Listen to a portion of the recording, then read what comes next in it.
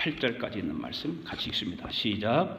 내가 보매 또 다른 짐승이 땅에서 올라오니 어린 양같이 두 뿔이 있고 용처럼 말을 하더라. 그가 먼저 나온 짐승의 모든 권세를 그 앞에서 행하고 땅과 땅에 사는 자들을 처음 짐승에게 경배하게 하니 곧 죽게 되었던 상처가 나은 자니라. 큰 이적을 행하되 심지어 사람들 앞에서 불이 하늘로부터 땅에 내려오게 하고 짐승 앞에서 받은 바 이적을 행함으로 땅에 거하는 자들을 미혹하며 땅에 거하는 자들에게 이르기를 칼에 상하였다가 살아난 짐승을 위하여 우상을 만들라 하더라. 그가 권세를 받아 그 짐승의 우상에게 생기를 주어 그 짐승의 우상으로 말하게 하고 또 짐승의 우상에게 경배하지 아니하는 자는 몇이든지 다 죽이게 하더라. 그가 모든 자 곧 작은 자나 큰 자나 부자나 가난한 자나 자유인이나 종들에게 그 오른손이나 이마에 표를 받게 하고 누구든지 이 표를 가진 자 외에는 매매를 못하게 하니 이 표는 곧 짐승의 이름이나 그 이름의 수라. 지혜가 여기 있으니 총명한 자는 그 짐승의 수를 세어보라. 그것은 사람의 수니 그의 수는 666이니라. 아멘. 자, 오늘도 성경을 높이 들고 함께 우리 앞에 보시고 고백할 수 있게 바랍니다. 시작. 나는 성경에 기록한 말씀이 하나님의 말씀인 것을 믿습니다.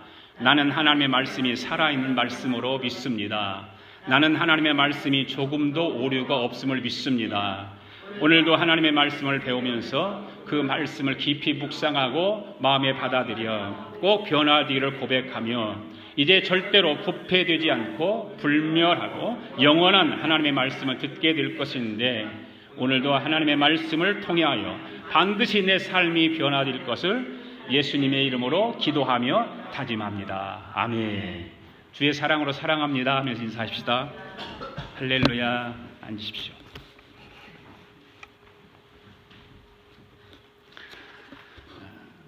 지난주에는 1절부터 10절까지를 통해서 말씀을 드렸죠.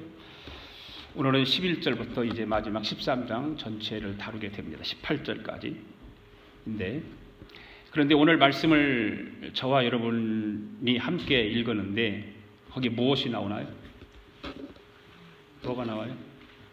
666이 나와요. 666. 교회를 다니는 사람이라면 666에 대해서 관심 없는 사람이 아무도 없어요. 다 666이 뭔가 666에서 별 이야기들을 다 하니까 많이 들었기도 했을 것이고 그럴 거예요. 그래서 오늘은 이 666이 무엇인가를 마지막 부분에 가서 말씀을 다루겠습니다. 말씀을 강의하기 전에 지난 시간에 이제 말씀들을 기억해야 되죠. 오늘 이제 처음 오신 분들도 계시고 그러니까 지난주에 말씀을 어떤 말씀을 드렸는가 우리 함께 점검을 해야 여러분들이 또 기억을 해야 오늘 말씀을 듣는데 도움이 되죠.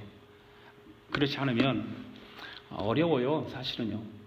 계시록의 말씀이 전체적으로 다 어렵지만 갈수록 점점 더 어렵잖아요.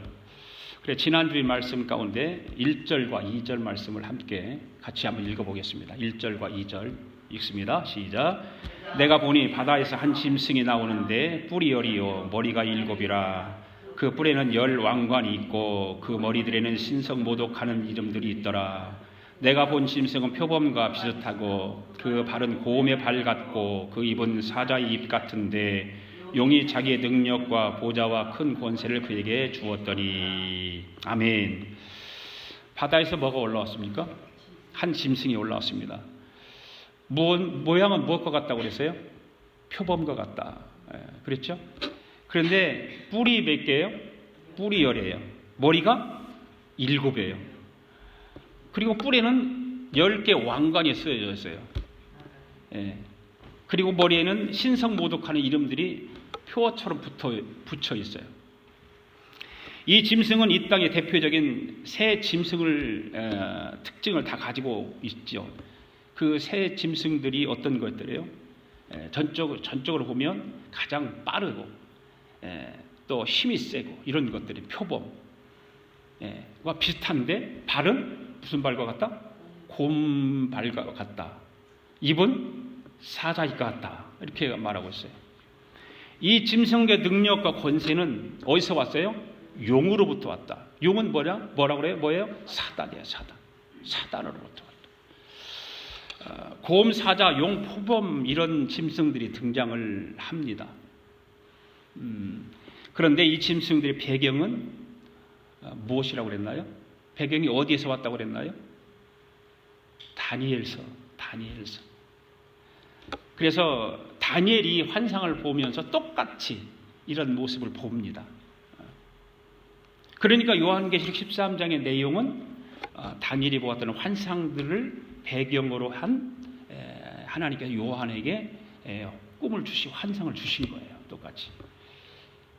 그래 다니엘이 이 환상을 보면서 기뻐했습니까? 근심했습니까? 근심했다 그래요. 근심했다. 혼란스러워요. 고민을 하고 있어요. 이 도대체 이 환상이 무엇인가? 그런데 성령 하나님이 그거를 해석을 해주세요. 성령 하나님. 그러면서 어떻게 해석을 해주니까 그 큰 짐승은 세상에 일어날 4명의 왕이다. 그럼 4명의 왕이 있다면 뭐가 또 있다는 얘기예요? 내 나라가 있다는 거죠. 내 나라. 왕만 있는 게 아니잖아요. 왕이 나라가 있어야 왕이 있는 거 아니에요. 또 나라가 있어야 왕이 있는 것이고 그런 거 아니에요. 그 네 나라들은 어느 나라들이라고 그랬습니까? 바벨론, 메데바사, 그 다음에 어디예요? 로마는 마지막이고 그 다음에 그리스, 지금의 그리스죠. 그 당시는 헬라. 그런 나라들이라고 이렇게 보여주었어요. 근데 그 네 나라 가운데 가장 강력한 힘을 가진 나라는 로마였다. 로마.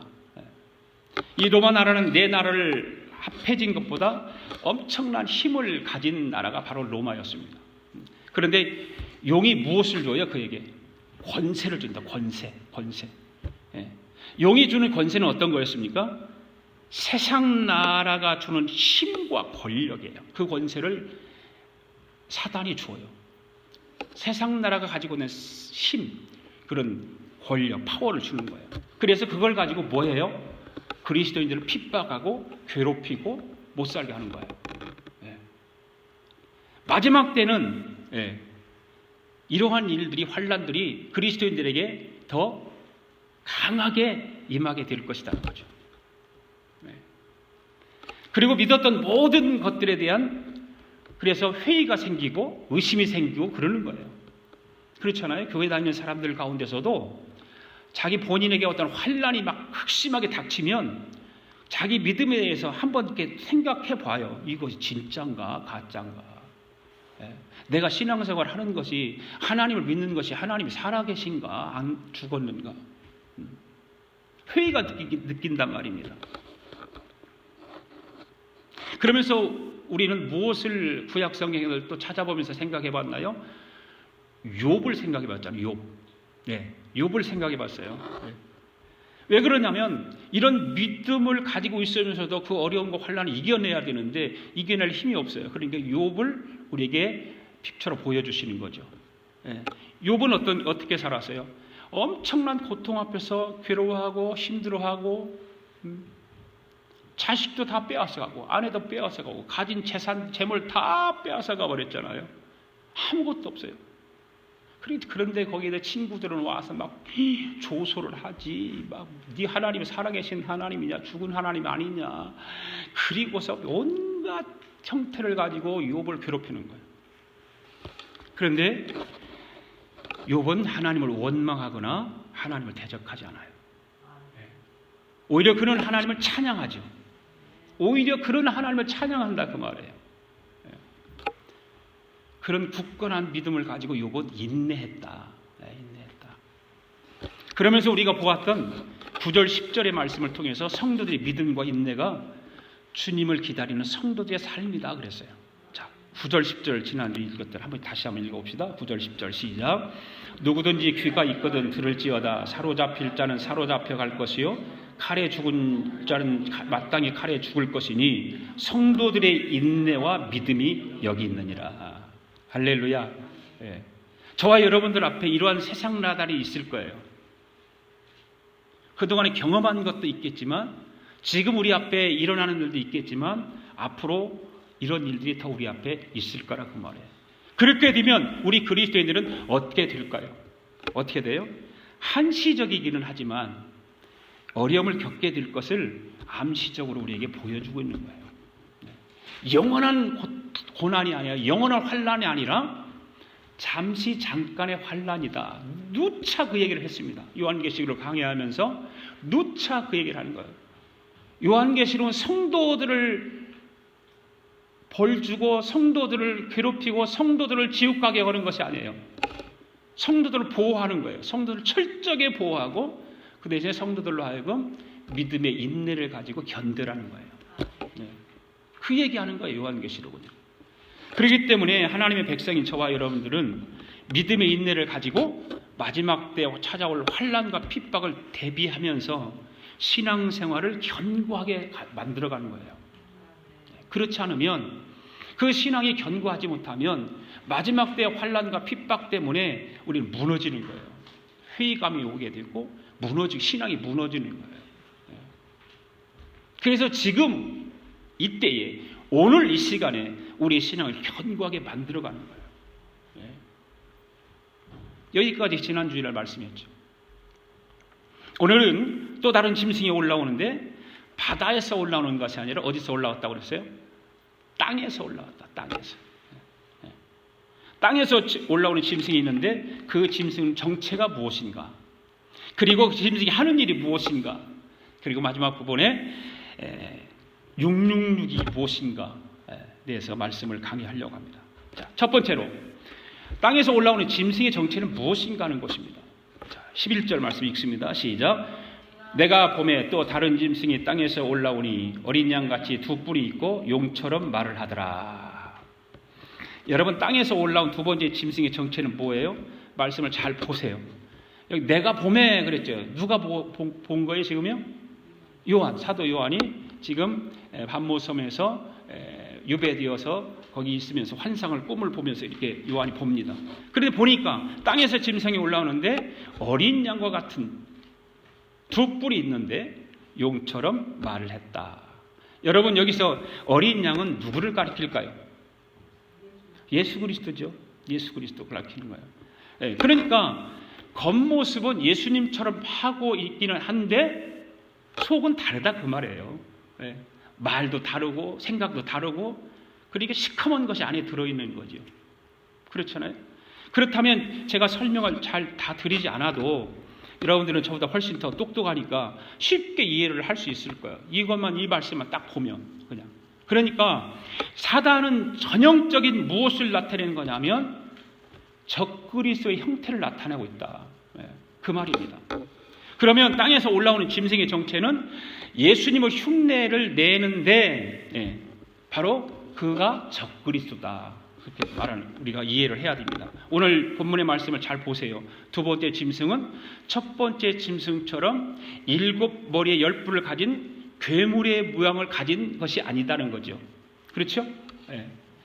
여러분의 본문의 말씀을 잘 보면 그거를 금방 이해할 수 있죠. 그때 겉으로만 보면 순한 어린 양 같았다 그래서 같았다. 어린 양이다가 아니에요. 같았다. 그리고 그 말은 뭐예요? 비슷하다 그 말이에요. 비슷하다. 결정적으로 거기에서 우리가 알을 수 있는 건 뭐냐? 다른 점은 뭐냐? 용처럼 말을 하더라 그 말이에요. 용처럼. 사단처럼 말을 하더라. 겉모습은 예수님처럼 보였는데 속에는 이리가 들어있어서 용처럼 말했다. 사단이 말했다. 용은 성경에서 뭐라고 말합니까? 거짓의 아비다 이렇게 말하죠. 사탄. 그렇죠? 그렇기 때문에 둘째 짐승은 거짓말을 하는 사탄 마귀 적그리스도를 말하고 있는 것입니다. 아멘. 이 짐승의 위장술은 대단해요. 그는 분명 순한 어린 양이 아니었어요. 어린 양 같은 거예요. 같은 거예요. 우리가 착각하면 안 돼요. 그러니까 우리가 신앙생활 하면서 우리 주위에 많은 사람들이 목회자라고 하는 사람들이 있잖아요. 그런데 순한 양 같기는 한데 속은 이리가 들어있다. 우리 여기 산호에서도 이단들이 많아요. 이단이 많습니다, 여기. 여러분, 적그리스도는 항상 예수님처럼 모습을 하고 등장을 해요. 그렇죠? 항상 적그리스도는 예수님처럼 모습을 하고 등장을 해요. 그래서 예수님처럼 예수님 이야기를 합니다. 십자가 얘기도 합니다. 보혈 이야기도 합니다. 그러다가 마지막에 가서 뭔 얘기를 해요? 내가 그 사람이다. 그렇게 얘기하잖아요. 내가 그 사람이다. 그리고 머리에 그리고 관을 써요. 관 쓴 거 보았죠? 관 쓴 사람들. 어떤 사람이 관을 썼나? 자기가 예수다라고 관 쓰고 있는 거예요. 속임수를 쓰는 거죠. 여러분, 이런 사람들이 우리나라 대한민국에 엄청나게 많다는 거 아세요?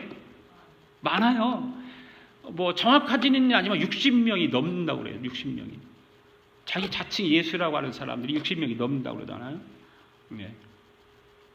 여기 우리는 한 가지 사실을 알아야 하는 것은 그건 뭐냐면 우리의 대적은 항상 같은 모습으로 하나님의 백성들 앞에 나타나지 않는다는 거죠. 네, 항상 다른 모습으로 가장을 하고 왕관을 쓰고, 뭐 일곱 머리에 막 뿔이 달린 사람으로 나타나기도 하겠지만 그렇지 않다는 거예요. 표범이나 곰 사자같이 잔인하고 사나운 모습으로 우리에게 나타나는 것이 아니라는 거예요. 선한 순한 어린 양 같은 모습으로 우리 앞에 나타나기도 하는 거예요. 그래서 성도들이 경계를 느슨히 하면 어떻게 되냐면 본색을 드러나는 거예요. 우리 신앙이 영적 생활이 느슨해지면 사단은 본색을 드러내고 우리에게 적극적으로 접근을 합니다. 몰라 그래도. 왜? 내 신앙이 느슨해져 있기 때문에. 성도 여러분, 우리는 우리의 대적에 대해서 너무 순진하게 생각해서는 안 돼요. 그렇잖아요. 젊은 사람들은 그걸 모르지만 우리 나이 때는 우리 한국에서 반공교육을 받았잖아요. 그래 받았어요, 안 받았어요? 전도사님이랑 집사님들 반공교육 받았어요, 안 받았어요? 받았잖아요. 받았어요. 그러면 공산당을 어떻게 얘기했어요? 막 뿔이 있다, 막 그렇게 진짜 오늘 성경에 있는 것 같이 뿔이 있는 것 같이 그렇게 교육을 받았단 말이에요. 무서운 걸로. 얼굴이 그냥 험상궂은 그런 사람들로 우리가 교육을 받았다 그 말이에요. 그런데 간첩들이 실질적으로 그렇게 무섭게 하고 다니나요? 절대 아니에요. 더 멋있게 하고 나타나죠. 더 예쁘게 하고 등장을 하죠. 그래야 모르잖아요. 이와 마찬가지로 적그리스도인 사단 마귀는 순한 어린 양처럼 자신을 선한 자로 가정하고 성도들에게 접근한다는 사실을 우리는 잊어서는 안 돼요. 그리고 성도들을 은밀히 유혹하는 거예요. 은밀하게. 요즘 우리 조국의 뉴스를 여러분 보셔서 잘 아시겠지만 이단의 교주가 어떻게 했습니까? 자신의 교인들을 은밀하게 유혹을 해서 성추행한 사건들이 드러나고 있잖아요. 여러분, 우리 대적인 사단의 긍정적인 목적이 무엇입니까? 우리를 망하게 하는 거예요. 우리를 영적으로도 망하게 할 뿐만 아니라 실질적으로 삶 속에서 우리를 망하게 하는 거예요. 그러므로 우리들은 우리를 망하는 길로 인도하기 위해서 모든 방법을 그들은 다 동원하다. 우리를 그렇게 망하게 만들기 위해서. 핍박에서 안 되면 유혹의 방법을 사용하고 또 유혹이 통하지 않으면 또 핍박을 하고 그러는 거예요. 그렇기 때문에 우리는 사단의 세력의 정체에 대해서 잘 밝히 알고 있어야 돼요. 뭐 다 아시겠지만. 그런데 혹시 모를 수도 있어요, 여러분들. 왜 그래요? 사단은 너무 간교하고 막 그냥 교활하고 그러기 때문에 우리 눈으로는 잘 몰라. 우리가 영적으로 좀 느슨해지면 몰라요. 겉모습은 순한 어린 양 같아 보이지만 생각과 말은 용처럼 했다. 정체, 사단의 그 땅에서 올라온 짐승의 정체가 바로 그거예요. 적그리스도다. 적그리스도.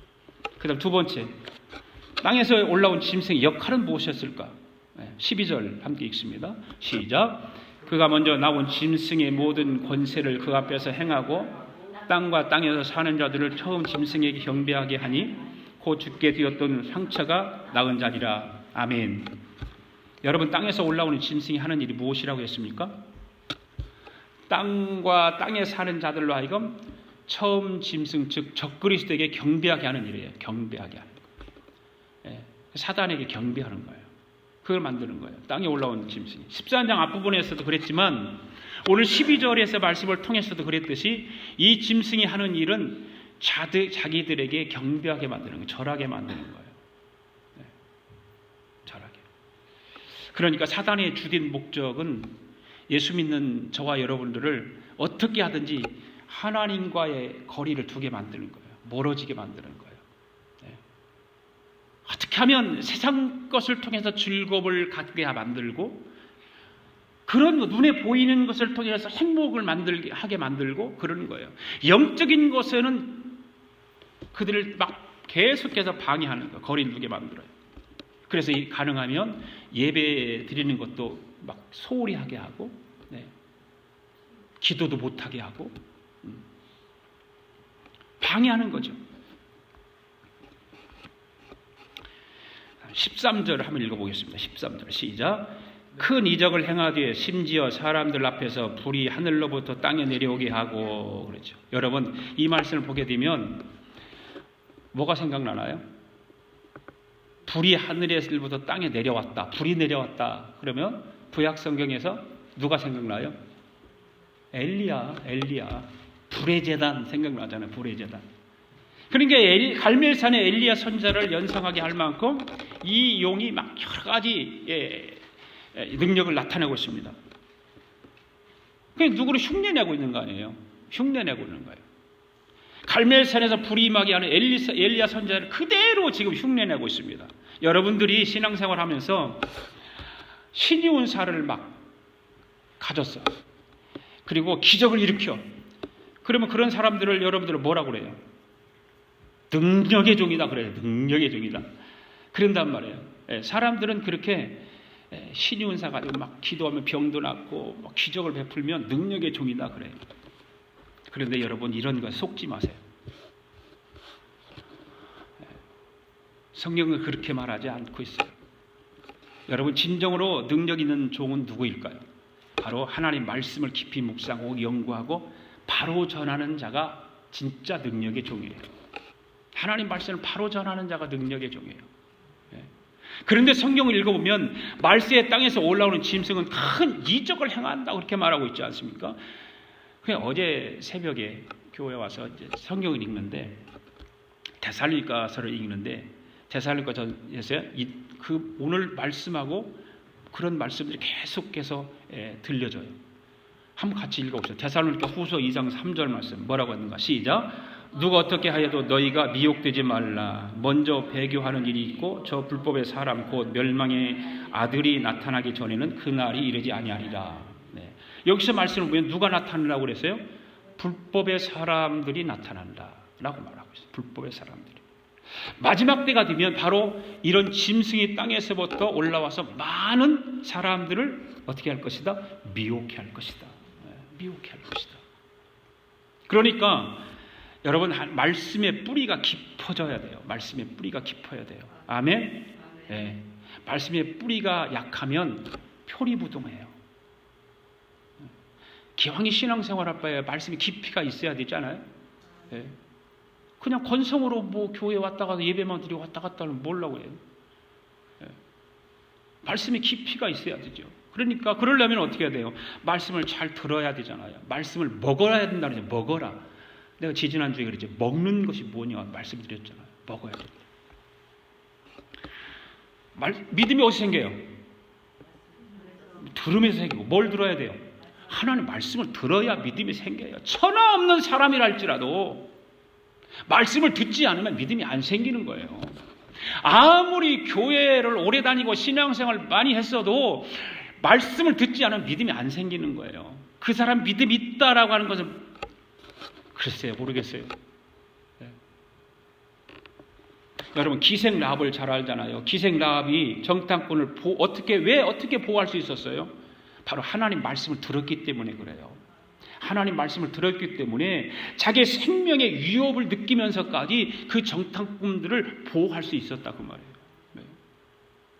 그러니까 여러분 하나님 말씀이 이해가 되지 않아도 저 말이 도무지 무슨 말인지 알아들을 수가 없어도 들어야 돼요.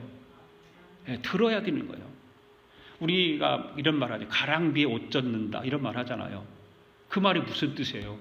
하나님 말씀을 들어야 가랑비에 옷이 젖듯이 하나님 말씀으로 자꾸 이렇게 전해 들으면 어떤 일이 생겨요? 내 의식이 바뀌어지는 거예요. 어떤 사람은 하나님 말씀을 들으면 말하면 고개를 막 이래. 내가 저거 들으면 안 되지. 왜? 자기 의식이 변할까 봐. 자기 어떤 이성이 변할까 봐 막 고개를 흔들어. 저거 들으면 안 된다 생각. 생각이 바뀌어지는 거예요. 그러면서 뭐가 또 바뀌어질까요? 내 삶도 바뀌어지는 거예요. 할렐루야. 네. 하나님 말씀은 그렇게 능력이 있는 거예요. 그래서 히브리서에서 뭐라고 그랬어요? 하나님 말씀은 살았다 죽었다? 살았다. 네. 살아있다. 좌우에 날선 어떤 에리양 검보다 하나님 말씀이 살아있는 말씀이다. 영과 혼과 골수를 쪼갠다. 내 마음의 생각을 감찰하신다 그래서 감찰하신다. 드러내신다 그래. 드러내신다. 그래 하나님 말씀을 읽어야 나의 신앙을 점검할 수 있는 거예요. 하나님 말씀을 듣지 않으면 점검이 안 돼요. 여러분이 경험으로 상식으로 될까요? 안 돼요. 도덕적인 것은 여러분들이 해결할지 모르지만 진정한 하나님의 사람으로서 우리가 세상을 살아가기 위해서는 말씀을 들어야 돼요. 말씀을 믿음은 들으면서 시작되는 줄로 믿습니다. 여러분 마지막 때 가장 심각한 전쟁이 어떤 전쟁이라고 생각하세요? 유브라데 전쟁일까요? 아마겟돈 전쟁일까요? 영적인 전쟁이에요. 그건 뭐예요? 화려한 기적을 막 겉으로 나타내고 있는 그런 화려한 기적과 진리의 말씀과의 전쟁이에요. 지금도 그런 일들이 곳곳에 막 일어나고 있는 거예요.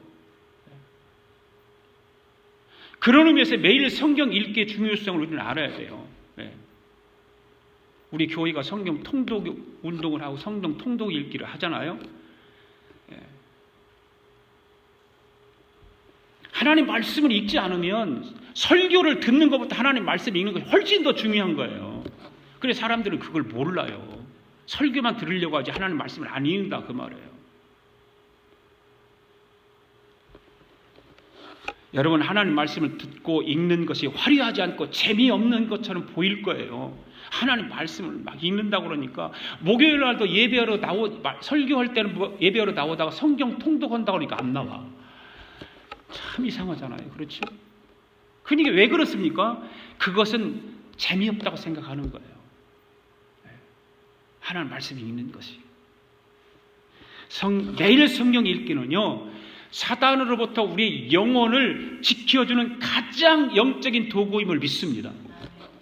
그래서 성경 읽으라고 하는 거예요. 읽으라고. 할렐루야. 14절 15절 읽습니다. 또 시작. 짐승 앞에서 받은 바 이적을 행함으로 땅에 거하는 자들을 미혹하며 땅에 거하는 자들에게 이르기를 칼에 상하였다가 살아난 짐승을 위하여 우상을 만들라 하더라. 그가 권세를 받아 그 짐승의 우상에게 생기를 주어 그 짐승의 우상으로 말하게 하고 또 짐승의 우상에게 경배하지 않은 자는 몇이든지 다 죽이게 하더라. 아멘. 결국 이것들이 하는 것은 정해져 있어요. 뭐예요? 사람을 미혹해 하는 거, 미혹해 하는 거. 예. 그리고 그것들을 우상을 만들어서 그 절하도록 해서 하나님과의 시선을 떼어놓는 일을 하는 거예요. 결국 사단은 그 일을 하는 거예요. 그 일을. 15절 말씀 보니까 어떻게 한다고 했습니까? 우상에게 경배하지 아니하는 자는 죽기까지 하더라. 그런데 어떤 방법으로 죽기까지 할까요? 그게 세 번째 말씀이에요. 자, 16절, 17절 말씀 같이 읽습니다. 시작. 그가 모든 자, 곧 작은 자나 큰 자나 부자나 가난한 자나 자유인이나 종들에게 그 오른손이나 이마에 표를 받게 하고 누구든지 이 표를 가진 자 외에는 매매를 못하게 하니 이 표는 곧 짐승의 이름이니라 그 이름의 수라. 아멘. 14절을 보면 이적을 행하고 그 이적을 통해서 사람을 미혹하고 그 사람들로 하여금 첫째 짐승 적그로스의 우상을 만들게 합니다. 그리고 계속해서 그 짐승의 우상에게 생기를 주어서 우상에게 말하게 하고 그 우상에 경배하지 않는 자는 어떻게 된다? 다 죽게 한다는 거야. 그런데 적그리스도를 경배하지 않는지 알기 위해서 어떻게 합니까? 경배하는지 안 하는지 알기 위해서 이마에 뭘 받는다? 표를 받는다. 표를. 궁금하죠, 이제. 이 말이 나오니까 이제 정신이 바짝 들 거예요, 여러분들.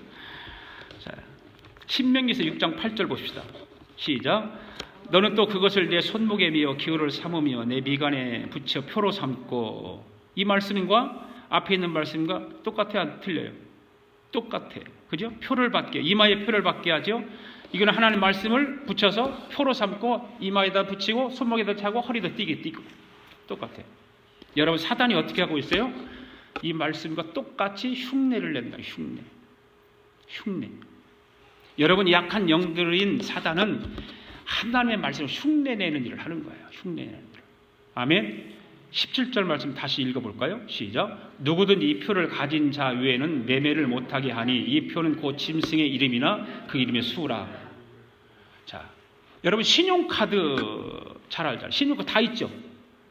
근데 내가 인터넷 카드 뒤져봤어요. 신용카드가 언제부터 생겼을까? 언제 생겼을까? 미국에서부터 생겼어요. 미국에서 생겼는데 프랭크라고 하는 사람이 밥을 먹으러 갔어요. 밥을 먹으러 갔는데 돈을 안 가지고 지갑을 안 가지고 갔어. 그래서 막 굉장히 난처함을 경험을 해요. 그걸 경험을 하고 난 다음에 그것을 생각을 해요. 그래서 자기 주위에 있는 사람들이 그런 일을 많이 경험했을 것이다라고 생각을 해가지고 친구인 변호사에게 1950년에 신용카드를 만들어요. 이것이 바로 세계 최초의 신용카드인 다이너스 카드라는 거예요. 다이너스 카드 기억나잖아요. 있었어요, 그게요. 그런데 우리나라에서는 어떤 일이 발생을 하게 되었을까요? 앞으로 이 신용카드를 발급받지 않으면 모든 물건을 사고 팔고 하는 것이 어려워진다고 하는 말을 어느 누가 전달을 합니다. 그러니까 기독교계에서는 난리가 난 거예요. 왜냐하면 짐승의 표가 등장을 했다고 말입니다.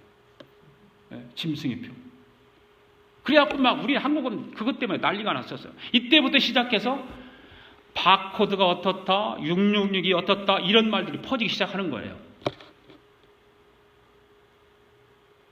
여러분, 그런데 신용카드하고 짐승의 표하고 관계가 있어요, 없어요? 없어요. 바코드하고 짐승하고 무슨 연관이 있을까요? 바코드 다 있잖아요, 지금요. 물건 사려고 바코드 다 있잖아요. 그거 바코드 컴퓨터에 찍는 거에 바코드잖아요, 그게. 그런데 뭐 다 살 수 있고 뭐 안 봐도 그것이 이제 앞으로 전개되는 과정들이 남아 있을 수 있어요. 그러면 매매를 하지 못한다는 말은 무슨 말이냐는 거예요. 그런데 이 계시록을 알려면 시대적인 배경을 우리는 분명히 알아야 되거든요. 근데 시대적인 배경을 모르고 이 말씀만 가지고 다루니까 이상한 말 하는 거예요. 당시 로마는 아주 작은 국가이잖아요. 로마 지금도 뭐 로마 큰 나라는 아니잖아요. 작은 국가예요. 그런데 이 로마 황제가 수단이 아주 좋아. 통치 능력이 뛰어납니다. 그래서 이 로마라고 하는 작은 정부는 작은데 그 작은 정부가 정책들을 아주 교묘하게 아주 기가 막히게 만들어서 로마 제국 아래 상조회를 만들어요. 상조회를 만들어 가지고 그 상인 조합에 가입하도록 만드는 거예요. 그래야 장사를 할 수 있기 때문에. 그래서 이런 법으로 만들어 버려요. 그것을 법으로 만듭니다. 그런데 여기에 가입을 하기 위해서 무엇을 해야 하는가 하면 황제에게 절을 해야 돼요. 황제에게 절을 해야 돼요. 그래야 가입이 이루어지게 되도록 되어 있는 것입니다. 그래야 매매를 해서 자기 생활을 할 수 있는 거예요. 먹고 살 수 있는 거예요. 거기에 가입하고 황제에게 절을 해야. 그런데 우상숭배를 거절하고 가입을 하지 않으면 어떤 일이 있을까요? 엄청난 고통과 아픔과 괴로움과 때로는 생명까지도 잃을 수 있는 그런 일이 벌어지는 거예요. 그런데 그런 일들이 누가 당했을까? 그 당시 누가 당했을 것 같아요? 기독교인들이죠. 기독교인. 그러니까 17절에서 말하고 있는 누구든 이 표를 가진 자 외에는 매매를 못하게 하니 이 표는 곧 짐승의 이름이나 그 이름의 수라라고 하는 이 말이 무슨 말인지 더 설명을 드리면 이런 거예요. 고대 히브리어 히브리어나 헬라어는 아라비아 숫자가 전해지기 전에 글자뿐만 아니라 숫자로도 사용되었다는 거죠. 그러니까 A는 김자라고 세봅시다. 김자라면 기억하고 그 다음에 I가 있잖아요. 그거하고 미음이 있잖아요. 기억의 숫자가 있고 I의 숫자가 있고 미음의 숫자가 있는 거예요. 그 숫자가 하나씩 보태가지고 몇이다 그러면 숫자가 되어버리는 거죠. 이런 식으로 계산을 하기 시작하는 거예요. 그런데 어떤 사람을 숫자로 했냐면 네로 황제라고 하는 사람의 이름을 계산해서 딱 계산을 하니까 거기 666이 나온 거예요. 666이 다른 것이 아니라 그 말이에요. 이런 식으로 계산을 해보니까 네로 황제가 대표적으로 되었어요. 그래서 많은 성서학자들은 로마 시대 기독교인의 가장 극심한 핍박을 자행했던 네로 황제가 바로 적그리스도라고 얘기를 하고 그랬죠. 실질적으로 네로 황제는 엄청난 기독교인을 핍박한 사람 아닙니까? 기독교인들이 사는 도시를 전체 불살렸던 그런 사람이니까. 이런 의미를 가지고 18절을 한번 읽어봅시다. 시작. 지혜가 여기 있으니 총명한 자는 그 짐승의 수를 세어보라. 그것은 사람의 수이니 그의 수는 666이니라. 자, 여러분 666은 누구의 수입니까? 여기 보니까 사람의 수라고 해요. 사람의 수. 이건 하나님의 숫자가 아니에요. 성령의 숫자가 아니에요. 사람의 숫자예요. 666은요. 그거 분명히 알아야 돼요. 여기서 보면 뭐라고 말했습니까? 사람의 순이 그예라고 하는 단어를 붙여요. 그예. 그예가 단수입니까? 복수입니까? 단수죠. 그렇다면 단수니까 한 사람입니까? 두 사람입니까? 한 사람을 얘기하는 한 사람. 누굽니까? 바로 뻔하죠. 로마 시대 네로 황제를 말하는 거예요. 666이 왜 발생했는가를 이제 알겠죠. 자, 그렇다면 요한계시록 13장은 우리에게 호기심을 주기 위한 말씀이 아니라 그 말이에요. 믿음의 도전을 주는 말씀이에요. 아멘. 그러니까 당시 네로 황제가 자기를 우상화하는 일에 동조하지 않으면 먹고 사는 경제 문제로 핍박하는 일들이 빈번했어요. 그런 상황 속에서 우리 그리스도인들이 어떻게 대응해야 하는가? 이런 일들이 앞으로도 우리 앞에 일어날 것인데 우리는 그때 어떻게 대응을 해야 될까? 이거를 우리에게 교훈을 주고 있는 거거든요. 다시 말하면 환난 때 신앙에 대한 질문을 던지고 있는 거예요. 환난 당할 때 내 신앙을 어떻게 할 것인가? 짐승에게 굴복하고 짐승을 신처럼 섬기면 편안하게 삶을 살 것인가? 아니면 그 어떤 상황 속에서도 주 하나님만 믿고 섬기고 짐승의 표를 받지 않을 것인가 하는 도전이에요. 과연 나는 지금 내 현 시점에서 나의 신앙과 믿음이 이 정도 있는가? 내가 먹고 살 것이 없어 생명이 끊어진다 할지라도 주님을 배반하지 않을 것인가? 그거예요.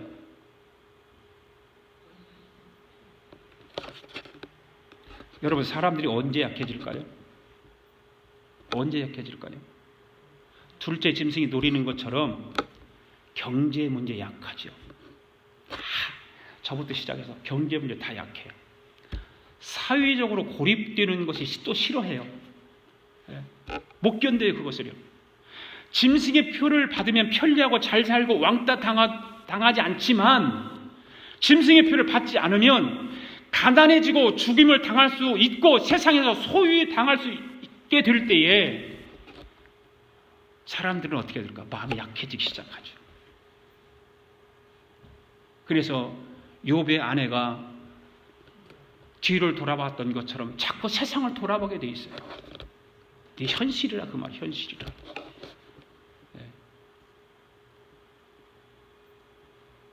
그러나 어린 양의 생명책에 이름이 기록된 저와 여러분은 이 세상에서 당하는 불이익, 소외감 같은 것에 믿음이 흔들려서는 안 되는 줄로 믿습니다.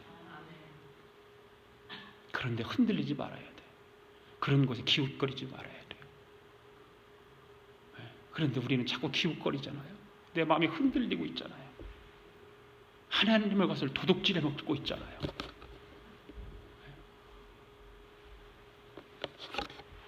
저와 여러분이 잘 아시다시피 이 세상은 영원한 곳이 아니잖아요.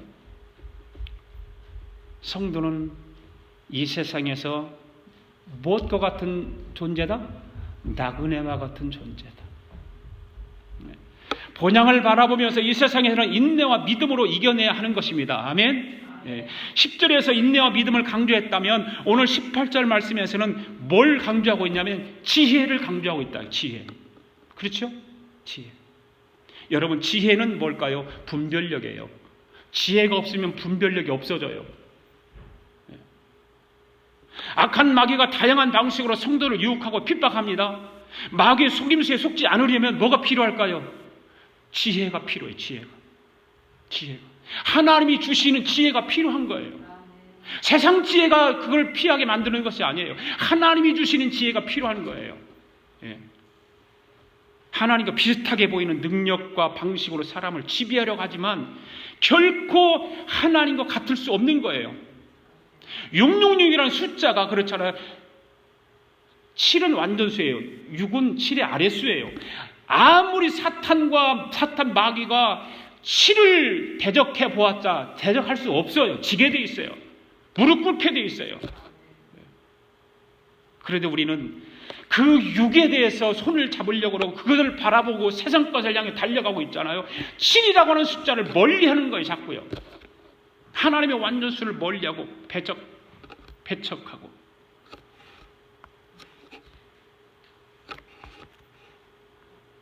하나님의 수는, 마귀의 수는 하나님의 수와 맞설 수 없습니다. 아멘. 계시록 13장에 나오는 두 짐승은 1차적으로 그리스도인들을 잔인하게 핍박하고 황제를 숭배하지 않으면 경제권까지 완전히 박탈했던 네로와 로마 권력을 의미한다고 볼 수 있지만, 다른 한편으로 보면 말세에 주님 오실 그날에 적그리스도와 거짓 선지자들을 해석할 수 있지 않겠어요? 그렇잖아요. 우리 앞에는 그런 일들이 있을 가능성이 많아요. 지금도 믿는 사람들을, 목사들을 잡아다 가도, 미국이 지금 동성연애 반대한다고 교회 목사들 잡아다 가두고 목회를 못하게 하고, 그런 일들이 많이 있지만 대표적으로 우리 산호세 어느 장로교회도 그것 때문에 반대해서 미국 교회에서 탈퇴했잖아요. 그 큰 교회를 버리고, 저 세크라멘토도 마찬가지예요. 200만 불이라고 하는 돈을 다 버렸어요. 그 교회를 다 미국 교회에서 줘버렸어요.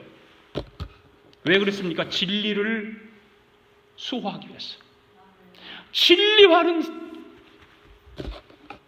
우리는 진리를 멀리할 수 없는 거예요. 사람들은 자꾸 합리화시켜서 진리를 자꾸 감싸가지고 어떻게 씌워가지고 해보려고 하지만, 그런 일들이 우리 앞에 많이 일어나고 있어요. 앞으로 있을 거예요. 그러므로 이 시대에 우리 믿는 자들이 요구되는 것은 인내와 믿음 그리고 지혜입니다. 할렐루야. 그 어떤 고난과 핍박에도 굴하지 않고 참아야 하고 끝까지 주님을 의지하고 사명 감당해야 될 줄로 믿습니다. 이 한 주간도 악한 자의 교활함에 속아 넘어지지 않기 위해서 하늘의 지혜를 구하며 믿음과 인내로 살아가는 저와 여러분 될 수 있기를 바랍니다. 자, 다 일어나시기 바랍니다. 나 주님의 길을 가리라, 이 찬양 부르면서 하나님 앞에 11조와 일반 헌금 드리도록 하겠습니다.